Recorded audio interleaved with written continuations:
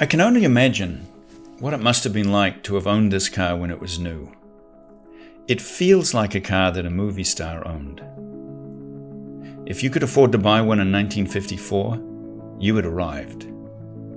I'm sure people stopped and looked as you drove by.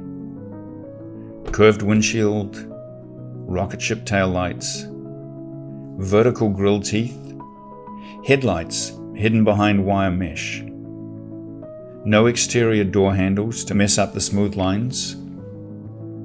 The cockpit is a work of art. Chrome, gauges, leather. The convertible top hides away behind the cockpit. And look at how the two exhaust pipes exit the body. They look like machine guns. This car is a piece of automotive sculpture. In person, it has presence. It feels important. And in 1954, they only made 100 in this color, Sportsman Red. Even the name reeks of 1950s cool, Sportsman Red. The car has its matching number engine, with correct casting numbers on the head and block. It carries the original triple Carter carburetors with correct air cleaners, and has the original ignition shield. The engine compartment is nicely restored to original condition. All 1953 and 1954 Corvettes had automatic transmissions.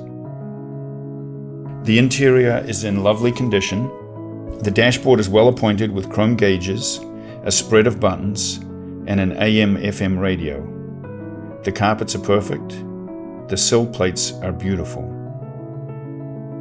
Interestingly enough, seat belts weren't even an option in 1954.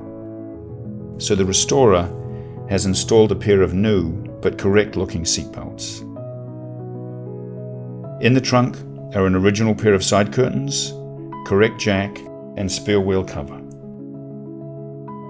As you can tell, the car is well restored and in excellent condition throughout. Chevrolet expected to sell tens of thousands of these cars, but by the end of 1954, they had sold less than 4,000. There were 1,500 unsold Corvettes on dealer lots. By all measures, this car was an economic failure and production should have stopped. But it didn't. Ford, Chevy's main rival, released the Thunderbird a year later in 1955. And Chevy didn't want to leave the field open for Ford to own the domestic sports car market, so the Corvette lived on. And before long, they were selling 10,000 cars a year. It's curious that early Corvettes had a 6-cylinder, 235 cubic inch engine. That's about 3.8 liters.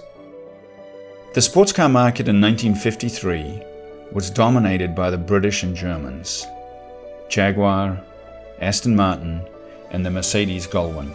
They all had 6-cylinder engines of about 3 liters. So Chevy's decision to put a 3.8-liter 6-cylinder engine in the Corvette matched what the competition was doing. This car has just the right amount of chrome.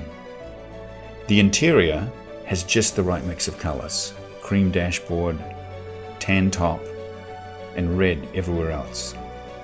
Everything on this car is well styled.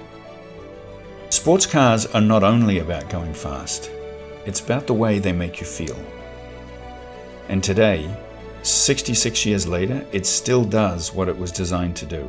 It puts a smile on your face, it feels important, and people stop and look when you go by.